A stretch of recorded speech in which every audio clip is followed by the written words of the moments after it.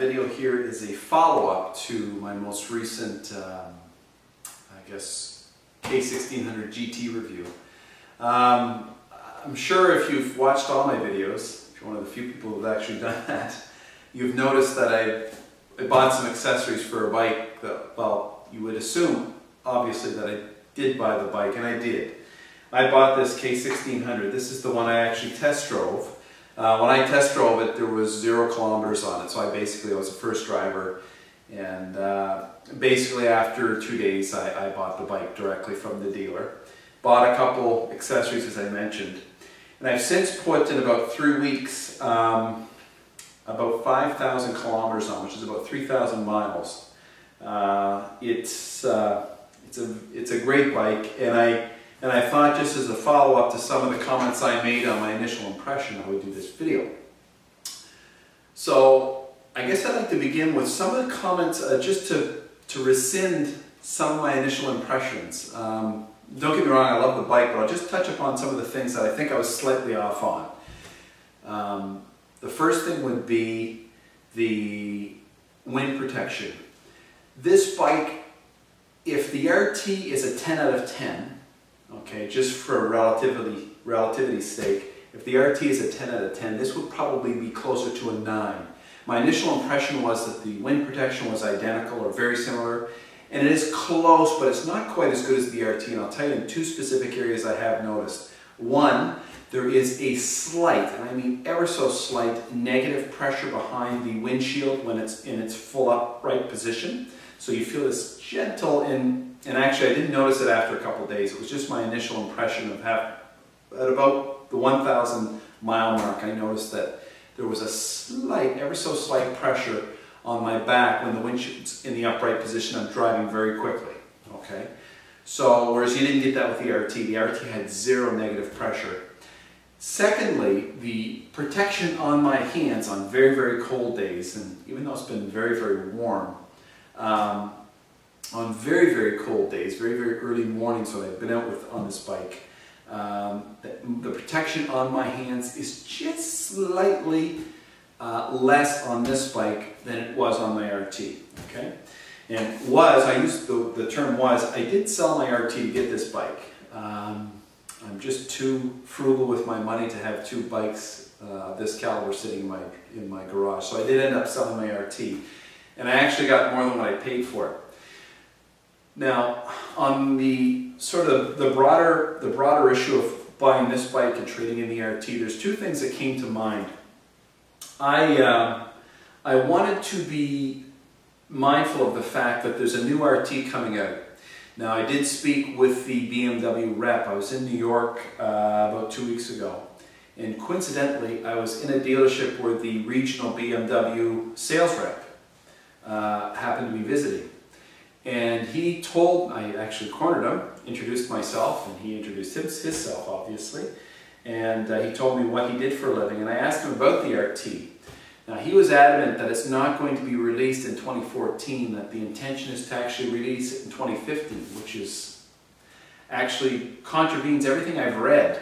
Okay, all these spy photos, all the inside tracks, all the magazines have been touting that 2014 will be the year for the new RT, and he was telling me it's going to be 2015, so who knows?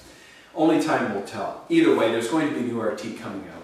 When that new RT comes out, it's going to reduce the resale on the current generation, okay?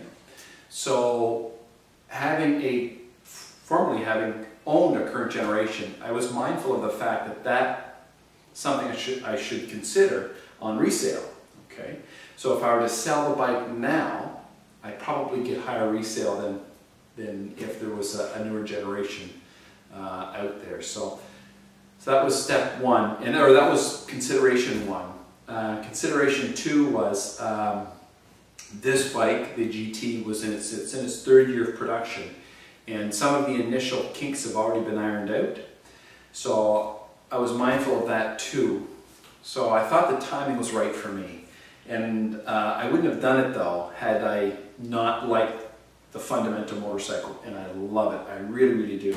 Aside from even on the wind coverage issue, this is a wonderful bike, and I think what it loses in wind cover, it picks up in power, or it picks up in some of the other, I guess there's a few gizmos on here, which are also available on the RT, but it does pick up on a few other areas.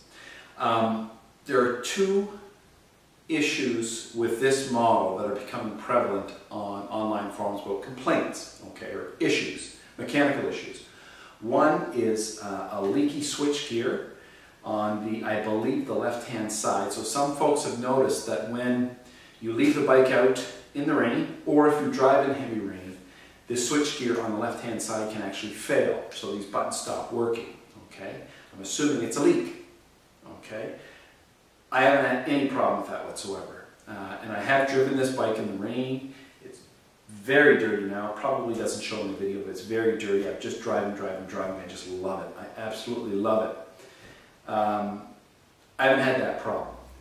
The second issue that is prevalent online, if you read the forums and you follow them closely, is leaky water pump. I have had an issue with that, believe it or not, with only 5,000 kilometers on. It's the tiniest issue. And I only noticed it 2 days ago. I looked underneath my water pump, and there was the tiniest little dry drop of blue coolant. And it looks almost like a blue powdery, just almost like somebody touched the bottom of the water pump with a blue powdery substance and left a fingerprint, or a little blob of it there. And I will say this, look, the temperature in the last 3 weeks has been in the high 90s, in the high 30s here in Canada, which is in the high 90s in the US in Fahrenheit. It has been very, very warm. I've had this bike in stop-and-go traffic where the fan's been off and on for 10 or 15 minutes at a time. So perhaps the coolant pressure built up and squeezed out a little bit. The water pump on this bike is actually bolted onto the side of the case as opposed to being integrated into a cover.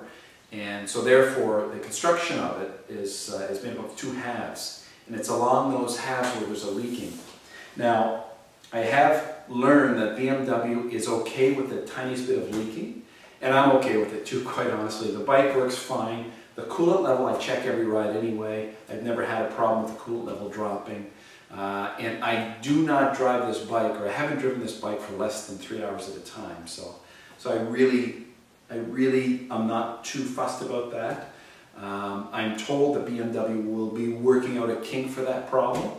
But those are the only two issues that I'm aware of that seem to be prevalent, okay? Final drive, no problem whatsoever. There's a clunky transmission. There are a few folks who've had a clunkier than others that have had problems with their bikes in that regard. I haven't. I haven't found any false neutrals, none of those problems. And those problems also are not terribly prevalent, okay? So, overall, very, very pleased. One thing I find with this bike, which I didn't find to the same degree on the RT, I find this bike has a much, much tighter turning radius.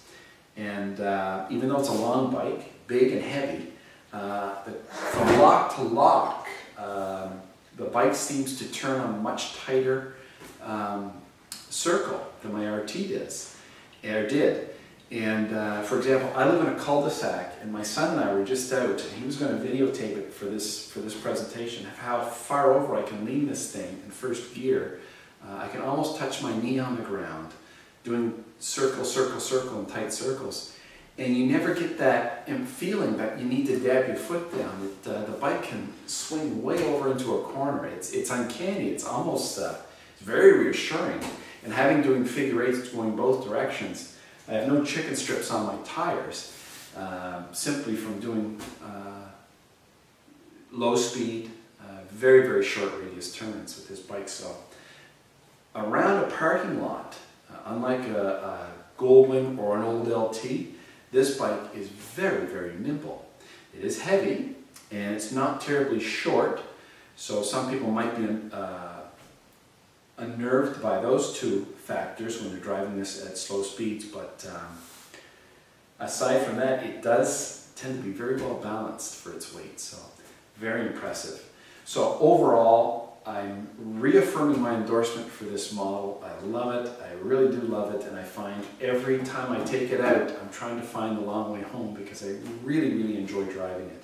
It's a pleasure, it does everything very, very well, it's very comfortable. I find this broad, flat seat allows you to move into different positions. I also find my knees don't bother me, whereas they do on most other motorcycles. My knees don't bother me on this motorcycle. For 4 or 5 hours at a time, I don't get sore knees. Another benefit. Anyway, I'll continue to post clips on this bike as I make modifications. If I happen to experience any problems with it, I'll post those up. But generally speaking, I can say that this is a wonderful bike, and I endorse it every bit or more than my RT, obviously. So until next time, thank you.